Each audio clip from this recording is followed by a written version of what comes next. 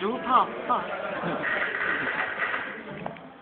Kính thưa các quý vị đại biểu, kính thưa toàn thể các bạn sinh viên. Lời đầu tiên tôi xin thay mặt cho toàn thể các bạn sinh viên kính chúc quý vị đại biểu lời chúc sức khỏe và hạnh phúc. Thay mặt cho hơn 100 sinh viên là người dân tộc Mông đã học tập tại thành phố Thanh Hóa, tôi xin trình bày báo cáo tình hình học tập và sinh sống của toàn thể sinh viên người Mông trong năm học 2012 vừa qua. Đặc điểm tình hình các sinh viên là người Mông. Sinh viên người Mông đến từ nhiều thôn và khác nhau trên địa bàn xa xôi của tỉnh Thanh Hóa, trong đó có 20 sinh viên nữ và 80 sinh viên nam tham gia học tập trên nhiều lĩnh vực ngành học khác nhau tại các trường đại học cao đẳng trên địa bàn thành phố Thanh Hóa và một số huyện lân cận như Đại học Hồng Đức, Đại học Văn hóa Nghệ thuật, Đại học Nông lâm, Cao đẳng Văn nghệ, Trung cấp Chính trị, Cao đẳng Y. Trong những năm học vừa qua, với sự đoàn kết cùng vươn lên mọi khó khăn của tập thể các bạn sinh viên người Mông, với sự giúp đỡ quan tâm của ban giám hiệu các trường đại học cao đẳng và các đồng chí lãnh đạo tỉnh, các học sinh sinh viên người Mông đã đạt được một số thành tích như sau.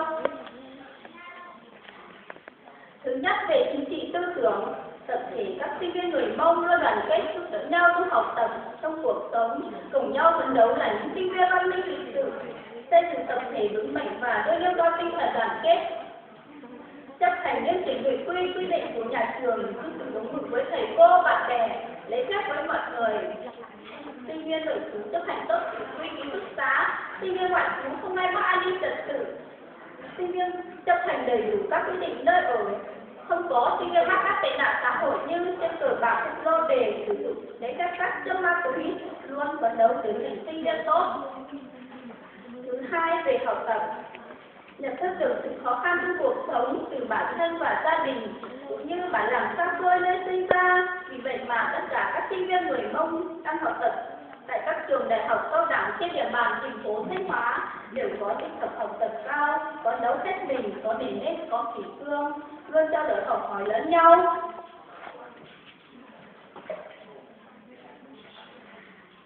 Cả về học tập chuyên môn và kiến thức về văn hóa, đời sống nơi học tập sinh sống hiện tại, phấn đấu để ngày mai lập nghiệp phục vụ đất nước, xây dựng bản làng giàu đẹp văn minh hơn. Do vậy mà năm học vừa qua các bạn sinh viên của chúng ta đã đạt được một số kết quả như sau. Về học tập, trong năm học vừa qua có 5% đạt học sinh giỏi, 20% đạt học sinh khá, 60% đạt học sinh trung bình khá, 10% đạt học sinh trung bình và không có học sinh yếu kém. Về diện luyện, kết quả diện luyện năm học vừa qua như sau. 100% các bạn đều đạt hành kiểm tốt, khá, không có hành kiểm yếu kém. Về hoạt động xã hội đoàn thể, nhiều học sinh sinh viên đã tham gia các hoạt động xã hội như hiến máu nhân đạo, tuyên truyền phòng chống các tệ nạn xã hội và các hoạt động đoàn thể như câu lạc bộ toán tin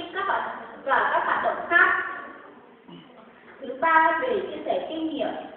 Trong quá trình học tập tại các trường, chúng em luôn trao đổi kinh nghiệm học tập cũng như tinh thần tự học hỏi lẫn nhau để về học tập chuyên môn và kiến thức về văn hóa, đời sống của mỗi sinh viên. Ngoài thời gian dành cho học tập, chúng em đã tích cực tham gia các phong trào hoạt động đoàn hội, các cuộc thi học thuật như sinh viên nghiên cứu khoa học,